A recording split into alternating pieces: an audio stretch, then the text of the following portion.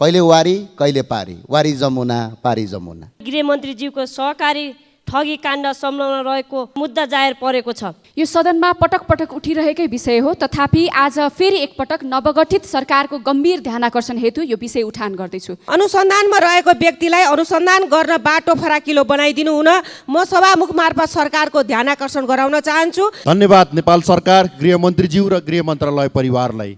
Metre ब्याज पीडित र आरती शाहको परिवारसँग भएको सहमति छिटो कार्यान्वयन होस्। गृह प्रशासनको बागडोर सम्हाले बसेको नेतृत्वमाथि नै यसरी गम्भीर नैतिक प्रश्न खडा हुँदा समेत बहालवाला रहिरहनु भएको मन्त्रीज्यूको प्राकृतिक न्याय सिद्धान्त विपरीतको सार्वजनिक पदमा बसिरहनु कति जायज हो? निष्पक्ष छानबिनको लागि मार्ग प्रशस्त गर्ने कि नगर्ने? गृहमन्त्रीज्यूले यसको नैतिक जिम्मेवारी लिने कि नलिने? यो के देश नेपालमा सरकार छ? कुर्सी छ। नेपाल सरकारका नवनियुक्त मन्त्रीहरू, शिक्षा मन्त्री, विज्ञान मन्त्री, उद्योग मन्त्री र अर्थमन्त्रीज्यूको चाहिँ यसमा ध्यान आकृष्ट गर्न चाहेछु। हिजो मेरो क्षेत्र चितवन 2 का सहारा बहुद्देश्य सहकारी बचतकर्ताले 85 करोडको ठगीको आरोपित नै स्वार्थ मिल्ने मन्त्रालयको मन्त्री बन्दा अनुसन्धानमा प्रभावित हुने र आफूहरू अन्यायमा पर्ने कुरा फोन मार्फत मलाई जानकारी गराउनु भएको छ। नाम हो कुमार श्रेष्ठ, घर हो गोर्खा। आज रसियन आर्मीमा भर्ना भएर उहाँले गोली हान्नुहुन्छ। गोली लागेर चिच्याउने मान्छे चाहिँ युक्रेनबाट छन्, उनी चाहिँ सङ्घसभाको हुन्छन्। यताको नेपालीले उताको नेपालीले गोली हान्छ। गोर्खाबाट प्रधानमन्त्री पनि हुनुहुन्छ, परराष्ट्र मन्त्री पनि हुनुहुन्छ। जब आफ्नै निर्वाचन क्षेत्रको एकजना नागरिकको उद्धार गर्न नसक्ने प्रधानमन्त्री र परराष्ट्र मन्त्रीले अनि यो देशका जनताको उद्धार गर्छन् भनेर हामीले कसरी विश्वास गर्ने?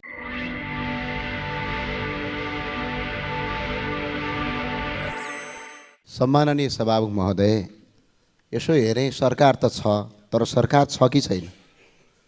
यदि सरकार छ भने रसियामा अल्पत्र परेका 5 जना नेपालीले छिमेकी राष्ट्र भारतसँग हामीलाई उद्धार गरिदिनु पर्यो भनेर मागिराख्नु भएको छ। भारत सरकारसँग सहयोग मागेका छन् त यो के देश नेपालमा सरकार छ?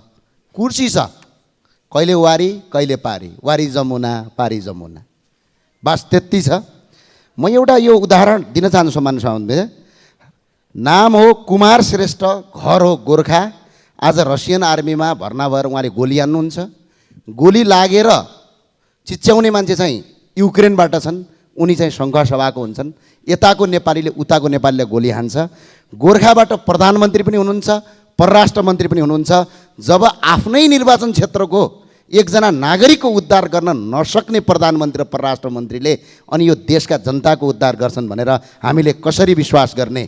यो देशका मन्त्रीहरू। सभामुख महोदय, सत्ताको खेलले नेपालको राजनीतिकलाई राष्ट्रिय अन्तर्राष्ट्रिय जगतले कसरी मूल्याङ्कन गरेको छ, यसले कस्तो प्रभाव पारेको छ, नेतृत्वले बुझ्न नसक्दाखेरि देशले क्षति बेहोर्न परेको छ। सभामुख महोदय, हिजो मेरो क्षेत्र चितवन 2 का सहारा बहुद्देश्य सहकारी बचतकर्ताले 85 करोडको ठगीको आरोपित नै स्वार्थ मिल्ने मन्त्रालयको मन्त्री बन्दा अनुसन्धानमा प्रभावित हुने र आफूहरू अन्यायमा पर्ने कुरा फोन मार्फत मलाई जानकारी गराउनु भएको छ।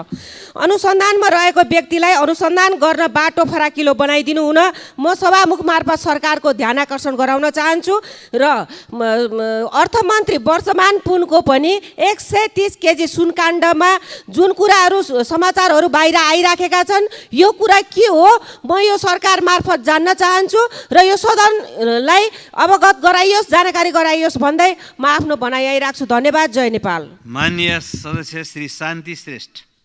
सम्माननीय सभामुख महोदय, हाम्रो विश्वासको मत जनताको लागि विश्वासमा परिणत होस्।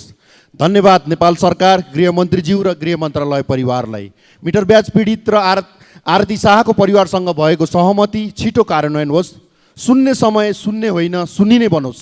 सडक दुर्घटना, लघुवित्त, सहकारी पीडित, बैंकको ब्याज वृद्धि, कृषकको पीडा, दलितको मुद्दा, यातायात व्यवसायीको पीडा, आत्महत्या, बेरोजगार समस्या, व्यवसाय ठप्प, भूमिहीनको पीडा, सुकुम्बासीको पीडा, महँगीको पीडा, स्वास्थ्य उपचारको पीडा, भ्रष्टाचार, शेयर कारोबारमा चलखेल, खानेपानीको अभाव, निर्माण व्यवसायको भुक्तानीको पीडा, पोखरा विमानस्थल सञ्चालनमा ढिलाइ, विमानस्थलमा विदेश जानेको भिड, लाइसेन्सको किनबेच, भूमाफियाको बिगबिगी, अल्पत्र पुल सडकका ठुला आयोजना, आइटीमा फड्को मार्ने युवाको निराशा, अध्यागमनमा पर्यटकको भिजा लिने लाइन यावत कयौँ मुद्दा नउठाएका होइनौँ सभामुख महोदय। यतिका लाखौँ राष्ट्रसेवक हुनुहुन्छ, व्यवस्थापनमा ध्यान जाओस्। सम्बन्धित निकायको ध्यान आकर्षण गराउन चाहन्छु।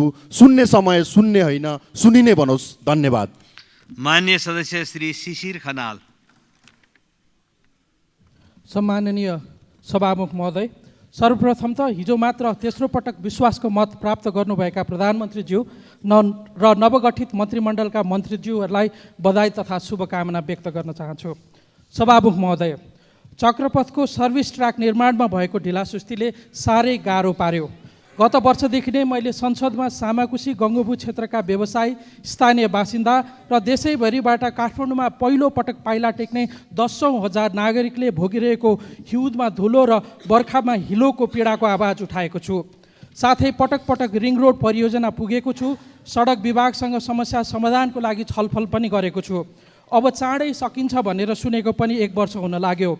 स्थानीयको रोष जनप्रतिनिधिमाथि, सडक विभागको दावा ठेकदारले गर्नुपर्ने। ठेकदार भन्छन् मलाई त सरकारले पैसै दिएन, घर बेचेर बनाउन खोज्दा पनि नसक्ने भए, अब म के गर्ने। आजित भएर यो सडक त हाम्रो होइन भनेर काठमाडौँका मेयर साहबले बोर्ड नै राख्नु भएको छ। सरकारलाई साह्रै गाह्रो परेको भए महानगरसँग सापट्टि पो माग्ने हो कि? धन्यवाद। मान्य सदस्य श्री शोभा ग्यावाली। सम्मान्य सभामुख महोदय, विश्वभर प्रोफेसनलहरूको एउटा सामाजिक सञ्जाल छ लिङ्क्डइन भन्ने। त्यहाँ आज बिहान मैले एकजना नेपाली कानुनी सल्लाहकार कैलाश पाण्डेको पोस्ट पढ्न पाएको थिएँ। भर्खर जग बस्दै गरेको असाध्यै प्रचुर सम्भावना रहेको डिजिटल उद्योगहरू, दराज जस्ता ई कमर्स कम्पनीहरू, हुवावे लगायत विदेशी पुँजी, विदेशी लगानी भएका कम्पनीहरूबाट झन्डै 40 देखि 50% युवा श्रम शक्ति चाहिँ सेवानिवृत्त हुने अवस्थामा रहेको एउटा डरलाग्दो चाहिँ प्रोजेक्सन मैले पाएँ। नेपाल सरकारका नवनियुक्त मन्त्रीहरू, शिक्षा मन्त्री, विज्ञान मन्त्री, उद्योग मन्त्री र अर्थमन्त्रीज्यूको चाहिँ यसमा ध्यान आकृष्ट गर्न चाहेछु। अलिकति स्थानीय पुँजी प्रविधि को प्लेटफर्महरू, डिजिटल सर्भिस प्लेटफर्म, इन्फ्रास्ट्रक्चर र डिजिटल पब्लिक गुड्सको जुन हायरार्की छ, हिन्दुस्तानले धेरै राम्रो काम गरिराखेको छ, त्यसको अनुकरण गर्नेतिर चाहिँ हाम्रो पहलहरू जाउन् भन्ने म मन्त्रीज्यूहरूको ध्यान आकृष्ट गर्न चाहन्छु। धन्यवाद। मान्य सदस्य श्री शान्ति चौधरी। सम्माननीय सभामुख महोदय, यति बेला बहालवाला मान्य गृहमन्त्रीज्यूको सहकारी ठगी काण्ड संलग्न रहेको भनी जिल्ला प्रशासन कार्यालय कास्कीमा मुद्दा जाहेर परेको छ। यसले आम रूपमा गृहमन्त्रीमाथि गम्भीर नैतिक प्रश्न उठेको छ। मुलुकमा कानुनी शासन स्थापना गर्ने सन्दर्भमा मुख्य अभिभार बोकेको गृह प्रशासनको बागडोर सम्हाले बसेको नेतृत्वमाथि नै यसरी गम्भीर नैतिक प्रश्न खडा हुँदा समेत बहालवाला रहिरहनु भएको मन्त्रीज्यूको प्राकृतिक न्याय सिद्धान्त विपरीतको जुन मुलुकी फौजदारी कार्यविधि संहिताको दफा 176मा भनिएको छ कि न्याय निरूपण गर्नको लागि चाहिँ त्यो न्यायाधीशले आफ्नै स्वार्थ बाँझिनेले गर्नु मिल्दैन। त्यसकारण सार्वजनिक पदमा बसिरहनु कति जायज हो? निष्पक्ष छानबिनको लागि मार्ग प्रशस्त गर्ने कि नगर्ने? गृहमन्त्रीज्यूले यसको नैतिक जिम्मेवारी लिने कि नलिने? त्यसै गरी सुनकाण्डमा मुख्य आरोपी मान्य अर्थमन्त्रीज्यूको हिमचिम रहेको। मान्य सदस्य श्री सुनिता बराल।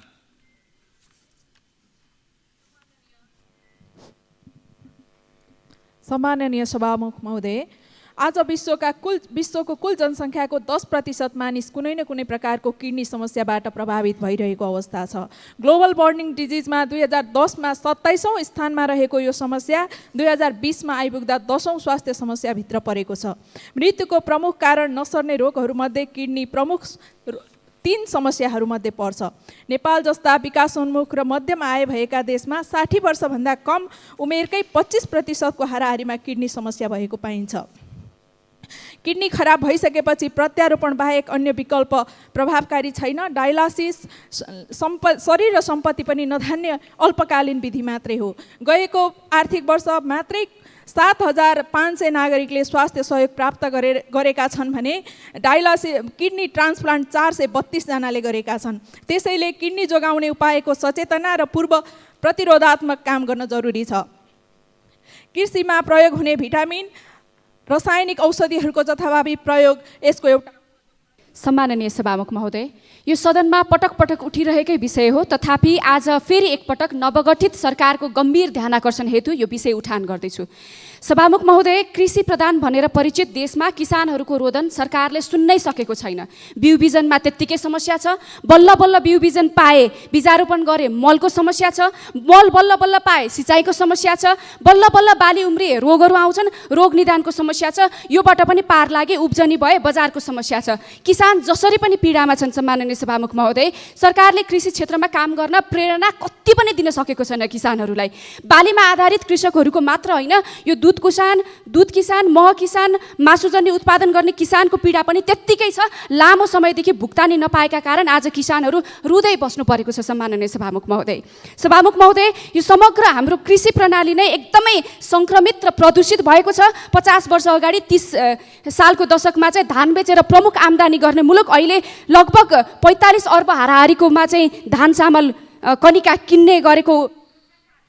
सम्माननीय सभामुख महोदय, मेरो निर्वाचन क्षेत्र पूर्वी चितवनको रत्नगरमा रहेको बकुलर रत्नगर अस्पताल प्रदेशबाट 100 बेड स्वीकृति प्राप्त अस्पताल हो।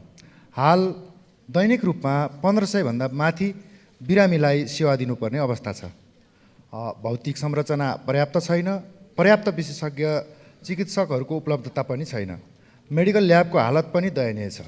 सम्माननीय सभामुख महोदय मार्फत म स्वास्थ्य मन्त्रीज्यूको ध्यानाकर्षण गराउन चाहन्छु। साथै सङ्घीय स्वास्थ्य मन्त्रालयले छात्रवृत्ति करारमा विशेषज्ञ चिकित्सक खटाउँदा प्रदेश अन्तर्गतको यस अस्पताललाई पनि प्राथमिकतामा राख्नका लागि माग गर्दछु। धन्यवाद। मान्य सदस्य श्री हितराज पाण्डे। सम्मान्य सभामुख महोदय, हिजोको सम्मान्य प्रधानमन्त्री प्रचण्डज्यूप्रति विश्वास छ भने विश्वासको मतको पक्षमा मतदान गर्नुहुने र लोकतान्त्रिक यो प्रक्रियामा सहभागी हुनुहुने सम्पूर्ण माननीय सदस्यहरूलाई सम्मान्य सभामुखज्यू मार्फत हार्दिक धन्यवाद ज्ञापन गर्दछु र यो नयाँ समीकरणको यो सरकारलाई शुभकामना व्यक्त गर्दछु। गोर्खाको पालुन्टार 7 च्याङ्लीमा सुरु गरिने भनेको कृषि क्याम्पसको पढाइ अझैसम्म पनि सञ्चालन हुन सकेको छैन। उक्त क्याम्पस सञ्चालन गर्न यथाशीघ्र नेपाल सरकारका मन्त्रालयहरूको ध्यान जाओस्। यसका साथसाथै मध्य पहाडी राजमार्गको पालुन्टार नगरपालिका गोर्खाको 7 डोबटो ठाँटी पोखरी खण्डको बाटो अहिलेसम्म पनि जनताले थुप्रै दुःख पाएका छन्।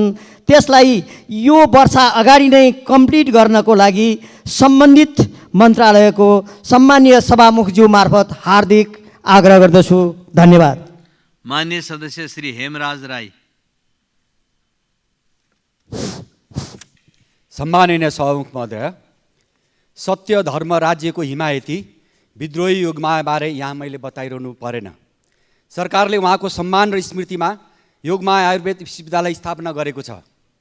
सरकारलाई म धन्यवाद दिन चाहन्छु। तर त्यो विश्वविद्यालयको निर्माण कार्य अत्यन्तै सुस्त गतिमा रहेकोले गति दिन शिक्षा मन्त्रीज्यूको ध्यान आकर्षण गर्दछु। साथै योगमाया स्मृति प्रतिष्ठानले उहाँको तपस्या तथा सिद्धि प्राप्ति स्थान गौडेनीको संरक्षण र विकासको लागि गरिरहेको कार्यको लागि आवश्यक बजेट अनुदान उपलब्ध गराउन सरकारसँग माग गर्दछु। साथै 7 सालका प्रजातन्त्रवादी नेता नारदमुनि थुलुङ, रामप्रसाद राई लगायत क्रान्तिकारी योद्धाहरूको स्मृति र सम्मानमा टेम्केमयु गाउँपालिकामा निर्माणाधीन रहेको नारदमुनि थुलुङ स्मृति पार्कको लागि बजेट अनुदान उपलब्ध गराउन सरकारसँग माग गर्दछु। वैदिक शिक्षालाई जनसमुदाय बीच फैलाउन विक्रम सम्वत 1932 मा नै संस्कृत विद्यालय स्थापित गर्ने आबल ब्रह्मचारी षडानन्द गुरुको सम्मानमा दिङ्गला विकास गुरु योजना बनाई कार्य अघि बढाउन समेत सरकारसँग माग गर्दछु। मान्य सदस्य श्री ज्ञानु बस्नेत सुवेदी। सम्माननीय सभामुख महोदय, सम्माननीय प्रधानमन्त्री पुष्पकमल दाहाल प्रचण्डज्यूले तेस्रो पटक विश्वासको मत प्राप्त गर्नुभएको छ। म सम्माननीय प्रधानमन्त्रीज्यू यो नयाँ सङ्कल्प र यात्रा सुखद र सफल होस् भन्ने कामना गर्दछु। साथै सम्माननीय प्रधानमन्त्रीज्यू लगायत पुनर्गठित मन्त्रीमण्डलका सबै माननीय मन्त्रीज्यूहरूलाई हार्दिक बधाई तथा शुभकामना व्यक्त गर्दछु। सम्माननीय सभामुख महोदय, हाम्रो संविधानले महिला अधिकारको क्षेत्रमा उल्लेखनीय काम गरेको छ, तर पनि यसको सफल कार्यान्वयन स्वयं महिला वर्गलाई पारिएको आर्थिक परनिर्भरताले गम्भीर बाधा पुर्याएको छ। तसर्थ नयाँ बजेट निर्माणको क्रममा नेपाल सरकार र माननीय अर्थमन्त्रीज्यूलाई महिला उद्यमीको विकास, स्टार्टअपका सन्दर्भमा र समग्र नयाँ बजेट महिला मैत्री मनोस् भनी सभामुख महोदय मार्फत हार्दिक अनुरोध गर्दछु। धन्यवाद। लालसोला। मान्य सदस्य श्री ज्ञानेन्द्र बहादुर कार्की। सम्माननीय सभामुख महोदय, सुनसरी जिल्लाका बासिन्दाहरूले जङ्गली हात्तीको आतङ्कबाट अकल्पनीय पीडा भोगिरहनु परेको अहिलेको अवस्था छ। जङ्गली हात्तीले बस्तीमा प्रवेश गरेर किसानको अन्नबाली, घरमा भण्डारण गरेको अन्न र सयौँ भौतिक संरचनाहरू नष्ट गरेका छन्। त्यति मात्र होइन, हात्तीको आक्रमणबाट धेरै जनताले ज्यान गुमाउनु परेको छ, धेरै अपाङ्ग छन्, धेरै घाइते छन्। यो अवस्थाको अन्त गर्नका निमित्त सरकारले अविलम्ब वैज्ञानिक र भरपर्दो एउटा प्रबन्ध गरोस् भनेर म सभामुख मार्फत ध्यान सरकारको गम्भीर रूपले आकर्षण गराउन चाहन्छु। र जो व्यक्तिहरू हात्तीको आक्रमणबाट मृत्युवरण गरेका छन्